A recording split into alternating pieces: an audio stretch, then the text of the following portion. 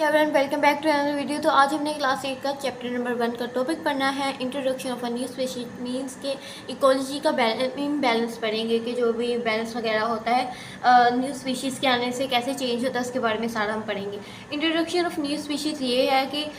उसमें स्पीशीज़ का ज़्यादातर ये होता है कि इकोसिस्टम के अंदर ओवर हंटिंग होती है, माइग्रेशन होती है, और जितने भी फैक्टर्स होते हैं वो डिस्टर्बिंग उनमें क्या होती है, नेचुरल बैलेंस में क्या डिस्टर्बिंग होती है कि नए स्पीशीज़ के आने से माहौल कैसे ख़राब होता है, सारा हम पढ़ेंगे। जो इंट्रोडक्शन में ये बताया गया है, ज़्यादा जो नए स्पीशीज़ होते हैं जब भी वो एंटर होते हैं, कह लें कि जितने भी पहले स्पीशीज़ रह रहे हैं पुराने, और बाद में नए जो स्पीशीज़ आएंगे उसकी आने की वजह से, जैसे फिलिपाइंस हैं, जितने भी स्पीशीज़ नए आएंगे दूसरे, उसकी वजह से जो हमारी इन्वायरमेंट होगी वो जो इन्वायरमेंट का बैलेंस होगा अनकंट्रोल हो जाएगा, जितने भी नेचुरल एनिमीज़ हो जो एक दूसरे के दुश्मन बन जाएंगे।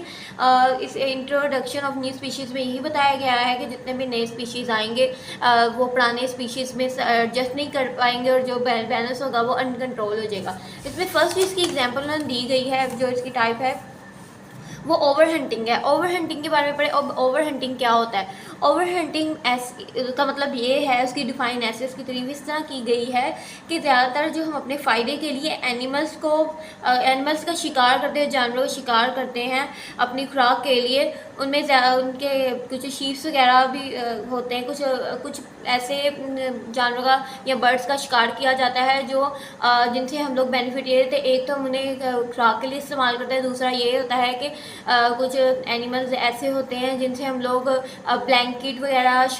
ब्लैंकेट, जैकेट्स और बेल्ट वगैरह, लेदर की चीज़ें वगैरह इस टाइप की बनाई जाती हैं। एनिमल्स वगैरह इसलिए यूज़ करते हैं, उन्हें अपने शिकार के लिए हम इस्तेमाल तो कर लेते हैं, लेकिन ये होता है उनसे उनकी माहौल का अंदाज ये होता है कि एनिमल्स जो है उनकी शॉर्टेज हो जाती है, कमी हो जाती है, उनकी जो स्पीशीज़ हैं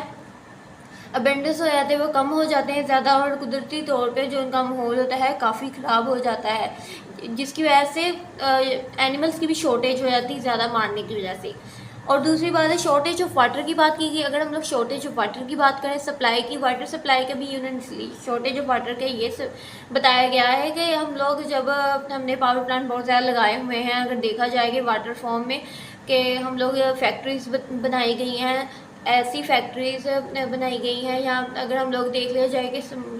जितना भी पानी है उसे हम अपनी लाइट के लिए इस्तेमाल करते हैं, उसे बिजली बनाते हैं। बिजली वैसे भी हम हमारी कंट्री में पानी की बहुत ज़्यादा शॉर्टेज है, तो उसके वजह से हम लोग फिर भी जितनी भी फैक्ट्रीज़ हैं उन्हें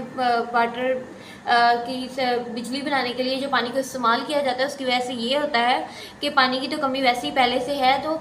उसकी वजह से जितने भी जानवर हैं वो भी डिस्टर्ब हो रहे हैं पानी के अंदर जितने रह रहे हैं। पोल्यूशन भी जो है वो वाटर फैक्ट्री के उसके बाद वाटर फैक्ट्री के वेस्ट आ रहे हैं जितने भी।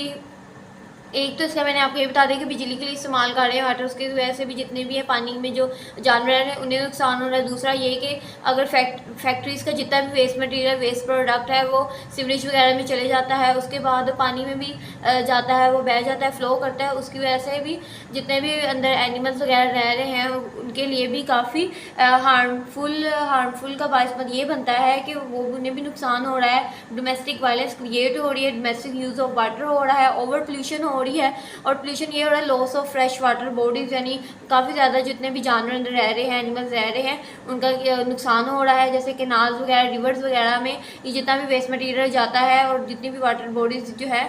उनकी जो लॉस ऑफ, उनकी जितनी भी शॉर्टेज की जो कमी है वो ज़्यादा बढ़ती जा रही है, और पानी में जितने भी जानवर हैं उन्हें भी नुकसान काफ़ी हो रहा है। थर्ड ये हो गया, और इसका फिर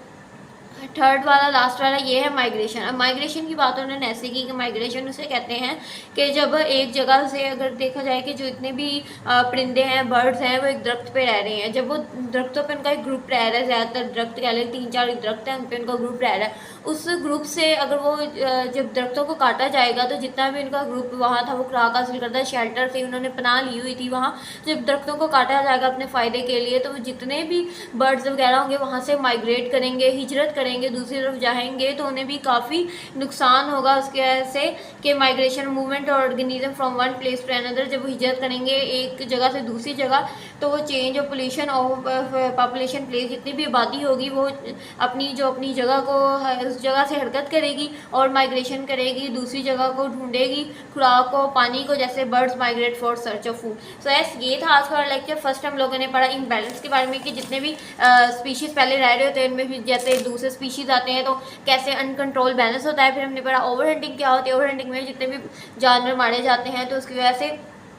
उनकी क्या कहते हैं, हंटिंग, जितने भी जानवर वाइल्ड को मारा जा रहा है अपने शिकार के लिए, अपनी चीज़ें, अपने बेनिफिट्स हासिल करने के लिए, उनकी जितनी भी इकोसिस्टम उनसे उन्हें क्या नुकसान हो रहा है ये भी हमने पढ़ा। फिर शॉर्ट ऑफ वाटर के हम लोग बिजली बनाते हैं तो उससे कितने जितने भी पानी में रहने वाले जानवर उन्हें क्या नुकसान हो रहा है। माइग्रेशन के बारे में पढ़ा कि माइग्रेशन का ये है कि जितने भी पौधे रह रहे होते हैं, जितने पौधों के ऊपर या दरख्तों के ऊपर रह रहे होते हैं बर्ड्स वगैरह, जब वो काटे जाते हैं तो उन्हें क्या